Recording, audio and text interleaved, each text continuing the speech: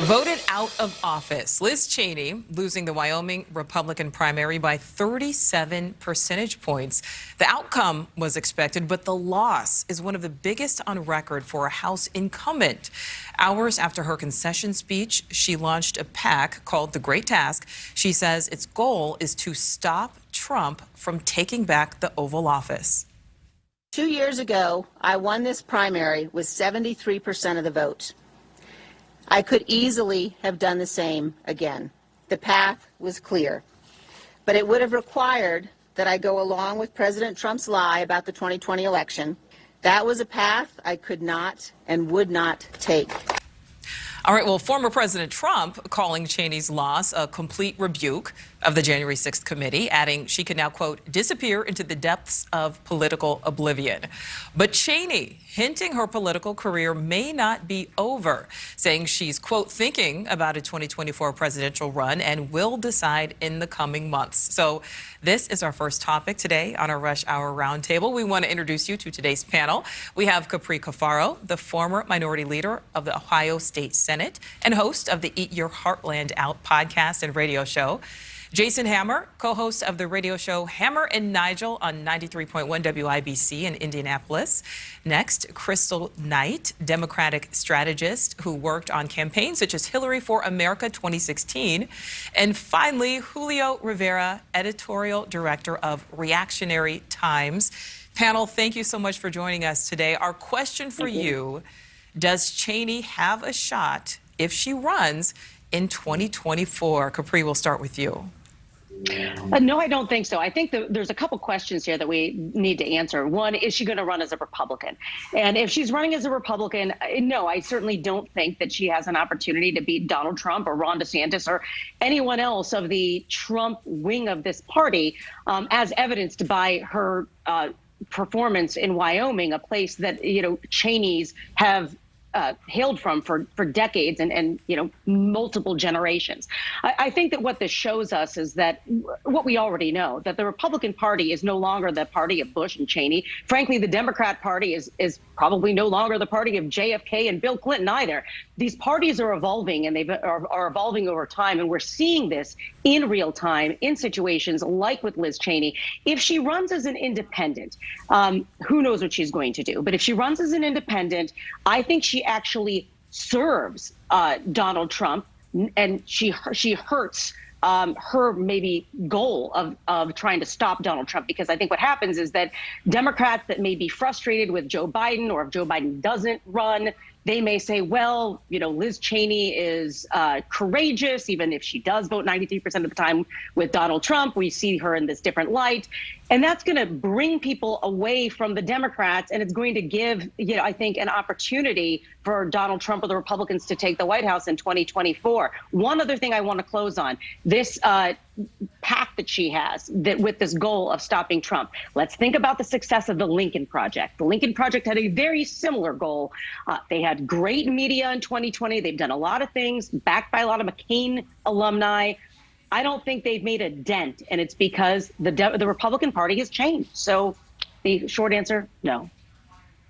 To answer the question here, there's a better chance of the Chicago Cubs winning the World Series this year than Liz Cheney being anywhere near the White House. And I can say this, I'm a Cubs fan. Not happening. But there is something that she can do. She can get 2 or 3% as an independent. Now, just for argument's sake here, let's say that good old Abe Lincoln actually gets on the ballot in all 50 states here.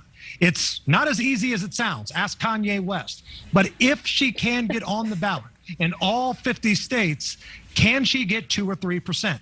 Go back to the 2020 election. The 2020 election was really decided by about 20,000 votes within 3 states. 2016 was decided by around 80,000 votes, 3 states. If she can pull 2 or 3%, now we got a ball game. But to Capri's point, who does she pull that from? I don't think she's pulling it from the Republicans. She's absolutely right. This is going to hurt Joe Biden or whoever the Democrat is in office. Assuming she can get on the ballot, anybody that's a Republican or a conservative or even somewhat of a middle in the road person is not going to say, wait a minute, my options are Joe Biden Liz Cheney or Donald Trump here, it's not going to steal away from the Donald Trump audience. It's not. And even if it's Ron DeSantis is not going to lose any votes to Liz Cheney. So if you're somebody that hates Donald Trump with the passion of a million fires, be careful what you wish for, because Liz Cheney can backfire. Well, speaking of hating Donald Trump there, Hammer, Julio and Crystal, I certainly want to get to you. I'm not leaving you out, but I just want to add this little tidbit here.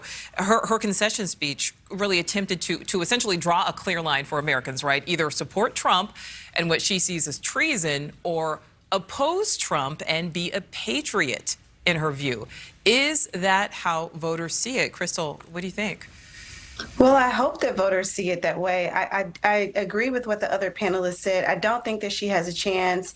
I don't even think she has a chance if she runs as an independent. I think her best chance is on a ticket with someone like a Ron DeSantis. Obviously, Trump would never pick her as a running mate, and maybe DeSantis wouldn't either. But I think when she's drawing this line between Trump and patriots, he still has a chokehold on the Republican Party. And so if she's thinking that she's going to pull his support away, his base of voters away, she's gravely mistaken. But I don't think that Liz Cheney is naive to think that she's going to steal thousands of votes or millions of votes away from Donald Trump. What I think she's doing, and what maybe her advisors are strategizing around, is muddying the water, making sure that there's an alternative to Donald Trump in the next election should he decide to run. I don't think that she'll pull votes away from Democrats, because we're clear about her record as a member and a leader of the Republican Party. Even though she's been staunchly against Donald Trump, she's also been staunchly for the Republican policies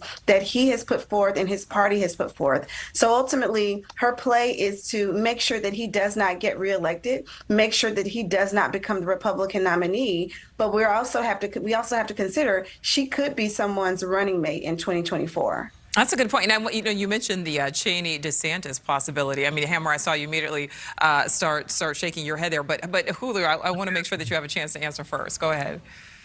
Yeah, Cheney DeSantis isn't going to happen. Let me tell you something. The pulse of the Republican Party right now, the heartbeat, the soul of the Republican Party is backing Donald Trump. Liz Cheney is irrelevant. She couldn't even win Wyoming, which is pretty much an irrelevant state, even if you wanted to run for president and she can guarantee the Electoral College votes from Wyoming. How many votes is it really? It's only about 3. She's like a scorned lover at this point, starting a super PAC, basically to work against the interests of the majority of the Republican Party. Let's face it, if the primary was held tomorrow, the favorite is Donald Trump. So she's basically hurting the party that she claims to be a part of. I think she's going to have a long career in politics, probably not in election politics, but I'm sure she's going to wind up on the board of one of these military contractors, which her dad and the rest of the establishment on both sides have been feeding with these nonstop wars for the last 20-odd years. Well, I have to push back on you saying that the state of Wyoming is irrelevant. I am from a state, Nebraska, which many people would probably consider irrelevant. Now, to tell you, voters there do not feel that way. The Casper Star-Tribune, it's one of Wyoming's main newspapers, says Wyoming voters repeatedly told the paper that they felt betrayed and used by Cheney. Listen to what one of those voters told NewsNation.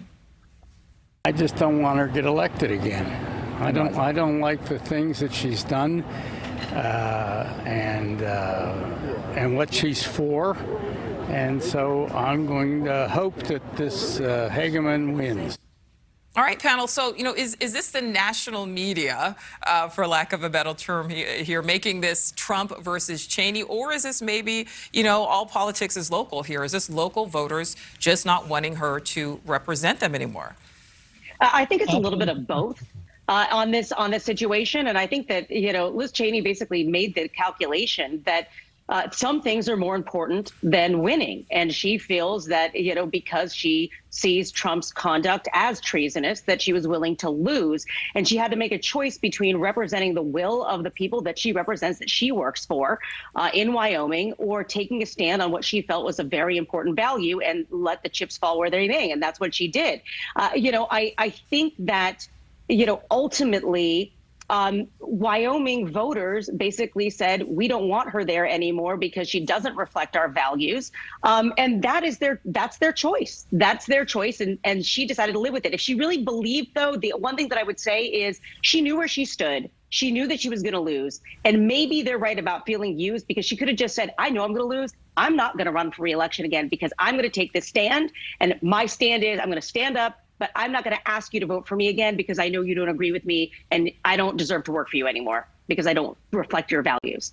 Thank you for watching. Go to newsnationnow.com to find NewsNation on your television provider. And don't forget to click the red subscribe button below to get more of NewsNation's fact-driven, unbiased coverage.